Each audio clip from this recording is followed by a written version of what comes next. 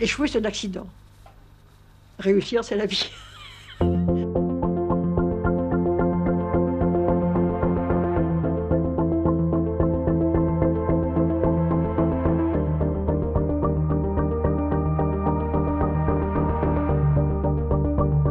Ici, on pouvait dire ce qu'on avait sur le cœur, sans complexe, sans rien.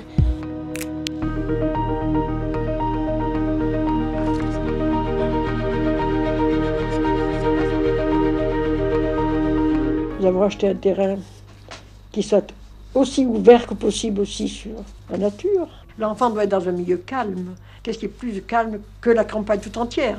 Donc nous avons fait beaucoup pour les fleurs, et nous croyons encore qu'il faut créer comment je dirais, un entourage de beauté pour les enfants. C'est une partie d'éducation, une partie énorme, ce qui fait que nous avons des fleurs partout. Nous avons planté beaucoup d'arbres. Combien de gens qui m'ont dit, mais comment vous pouvez avoir toutes ces fleurs, vous plantez des fleurs, tout ça, avec vos enfants difficiles? Non, mais je dis, mais qu'est-ce que vous pensez? Vous croyez que les enfants difficiles n'aiment pas les fleurs autant que vous? Et vous croyez qu'ils ne sont pas capables de s'intéresser aux fleurs quand on leur montre que c'est à eux, ces fleurs-là, et que c'est pour eux qu'on le met? Jamais nous n'avons eu d'ennui. On peut faire ce qu'on veut. Pendant les récréations, on est libre. On peut aller sur les plateaux, on peut aller faire nos cabanes.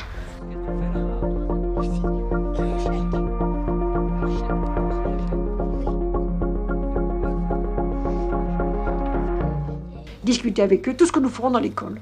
Aussi bien nous, les adultes, que les enfants, etc. Et ensemble, arriver à mettre sur pied un ensemble de lois très simples, mais, enfin, qui puissent que la maison marche harmonieusement et sans difficulté. Alors nous avons fait ce qu'on appelle les assemblées.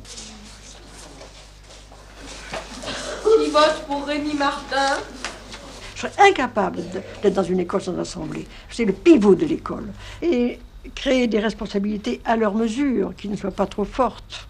Nous donnions des passeports aux grands qui étaient plus raisonnables que les autres. Et puis après, nous nous sommes aperçus au fond que même ces engagements-là étaient beaucoup trop forts pour eux. Parce qu'alors, quand ils transgressaient, ils tombaient. Alors nous avons interrompu complètement tout ça. Ça. 10 centimes. Et ça. Ça, c'est 20.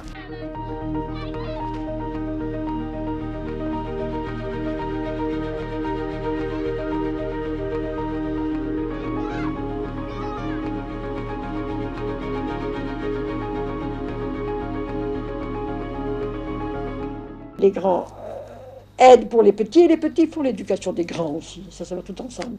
Nous aurons des personnes âgées chez nous, nous aurons des couples avec enfants, de manière à avoir le milieu le plus humain, le plus naturel que possible pour tous les enfants que nous recevrions. Un parrain, c'est quelqu'un qui aide à pas faire de bêtises. Pourquoi il fait des bêtises, Anna? Tout le temps.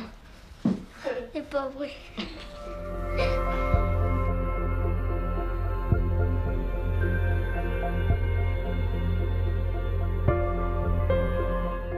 Quand j'avais 10 ans, je ne sais pas pourquoi, j'avais lu un livre qui m'avait parlé des enfants abandonnés, des enfants malheureux.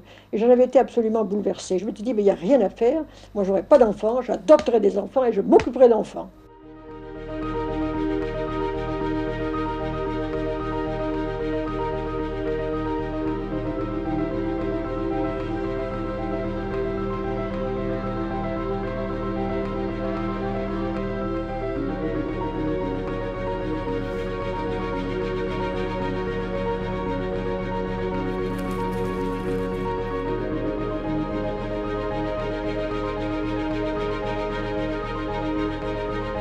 J'étais très étonnée d'entendre plusieurs directeurs dire « Oh, à 50 ans, quand on a dirigé une maison d'enfants, on est fini nerveusement. On ne peut plus continuer, après il faut se recycler ou faire autre chose. » J'étais absolument ahurie, parce que je trouve que, au contraire, nous apprenons tout le temps quelque chose avec ces enfants. Nous sommes obligés, c'est une manière de rester jeune, une manière de pouvoir continuer à vivre. Nous sommes obligés de faire attention à tous les événements qui se passent, à toute la société qui se forme autour de nous, pour adapter notre école à ça, pour nos enfants. Nous ne pourrons pas rester statiques, nous devons avancer, ou alors ça ne marche plus. Par conséquent, nous devons nous-mêmes nous recycler sur nous-mêmes et dans l'école tout le temps. Et c'est une façon de faire pour vivre le plus longtemps possible.